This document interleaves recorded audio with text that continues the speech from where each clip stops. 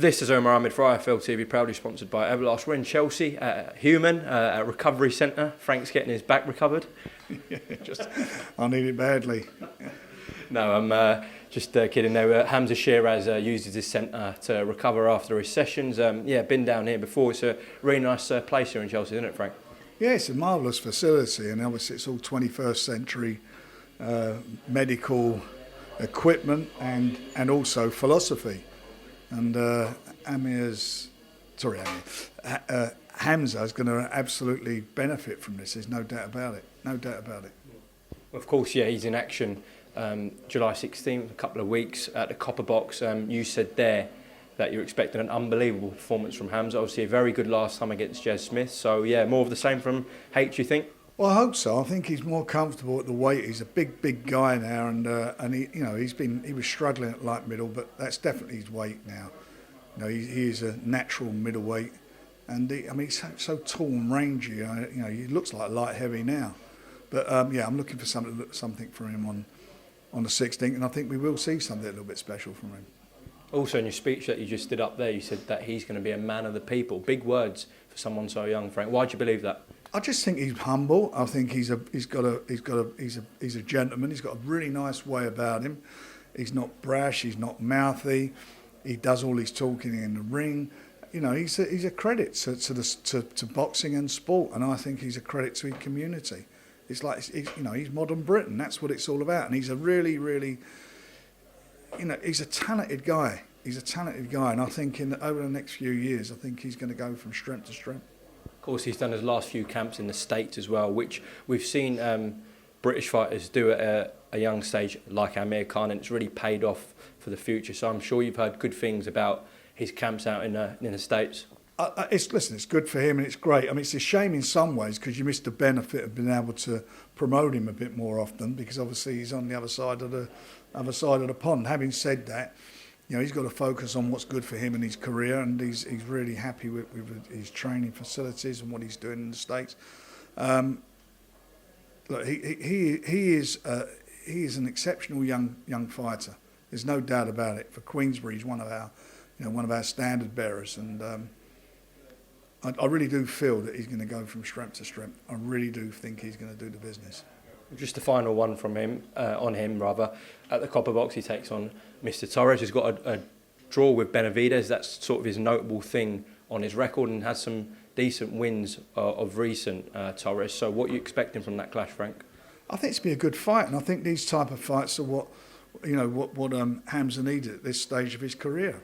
You know, he needs guys who've got experience, who come in with a good resume, and to learn from these fights. And I can gauge by the opponent he's in. You're going to gauge where he's at. And as I say, I'm looking forward to the fight, and I'm looking for a really great performance from him. Should he come through, is Denzel Bentley and Hamza Shiraz on the cards? Look, it's a great fight to be made, isn't it, in the future? There's no doubt about that. It's a great fight for us to put together, and it shouldn't be that difficult to do. But before we do that, let's get the 16th out of the way. Absolutely. Let's just reflect back on a couple of nights ago at Wembley Arena. Start off with the juggernaut. Your takeaway from that night, and any sort of thoughts you've had over the weekend about what lies in the future for Joe Joyce? Well, Joe will fight on the 24th of September. We are working on opponents. We have been working on prior to the fight, hoping he was coming through, which he has done. And we'll be. We want to be in a position where we're announcing something early next week for him and get it up and on sale. That's what we're looking to try and do. But he's looking. He had to get the cobwebs out of his system. He was out for a year. He had that terrible injury. He broke his. It's a complete fracture, a clean break of his wrist. And I thought he'd come back. He didn't. It wasn't like he was frightened to throw punches or he's worried about that. He just got on with it. He had to get a bit of rust out of his system. He got clipped, as he does in a lot of fights during it, certainly early on in the fight, and he took those shots. I mean, sometimes unflinching as they land, but he just brushes them off. He's like Desperate Dan. He just can't. Makes no effect on him.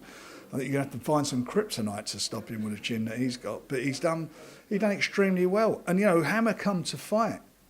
He did come, even when he went on the floor. Like as soon as he got up, If you watch it, I watched it back again. First thing he does, he's bowling over the right hand. It's not like he got off the floor and was like, going into his shell. He came straight out on the offensive.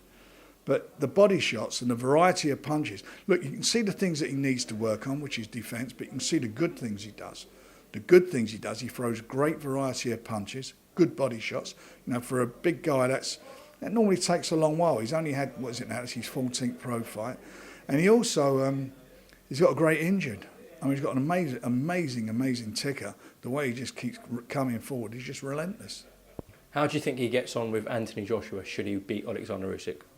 Look, I fancy that fight. He wanted it himself, if you remember, before he was, I think it may have been before he was with us when he lost one of his opponents, Joshua. He called him out. I've got to fancy him.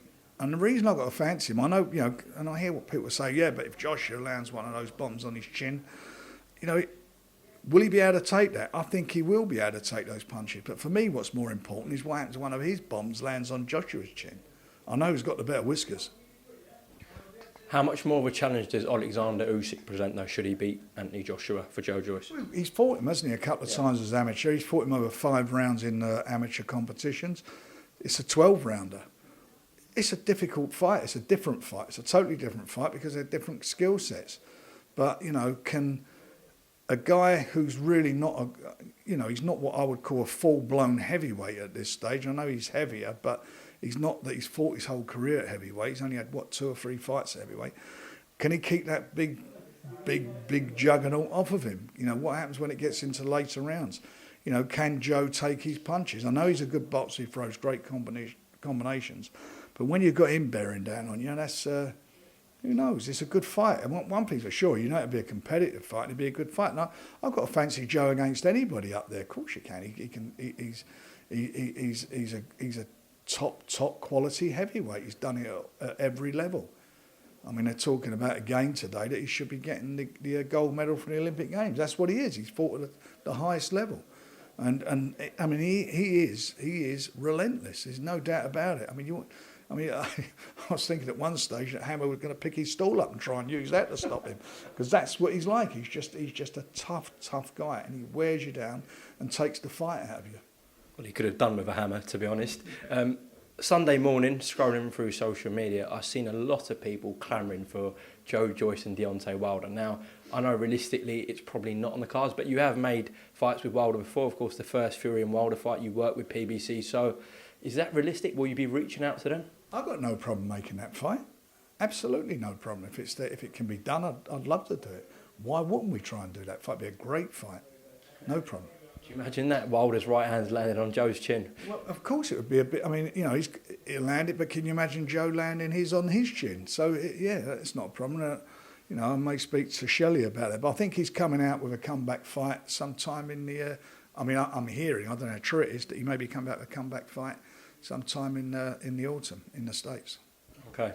Just to close off, I always do have to ask you about Tyson Fury. Any updates on his future, Frank? No, not at the moment. He's just enjoying life, and I think I mentioned it last time, he's on his tour, and it's a very successful tour he's got, and he's having great fun doing that work, interacting with the public. It's good fun. I think everybody has a great night out there. They all seem to enjoy it. When are you going to get down there? If he's down this end of the woods, I did go to one the last time he did it, the last tour. But if he's down this end, then I'll show up and have a bit of fun. Last one, Frank, we'll have to ask. Jake Paul went to social media again last night and said that if Tommy Fury doesn't visit the embassy by this Wednesday, we're talking on Monday afternoon here in a couple of days, that fight is totally off and Jake will fight someone else. I hear what he's saying, and what can I say? You can't just walk in the embassy. It has to be an appointment, and that's the situation. So let's see what happens. Hopefully, everybody, we can overcome this, but time will tell. Forgot to mention as well, it's really good to hear Jason Cunningham put out a statement after his brutal knockout loss against Zonani Tete. I'm glad to hear that he's okay. Have you spoke to him or Steffi? No, I haven't. I know the office spoke to Steffi. I haven't spoken with either of them. But as I said earlier, whatever he wants to do with it, we're with him. If he wants to carry on, we're absolutely with him. And he's a good guy and he's a top bloke. And that was a tough fight for him. But he took it, and the reason he took it because what was at the end of it, he had a chance of fighting for a world title. So you've got to take your hat off to him for that. Frank Ron, thank you very much for talking to IFL TV down at Human. Good luck with your recovery, all right? Thank you, young man. Thank you. Cheers. Welcome, Team Everlast, to the Team Everlast Fitness app.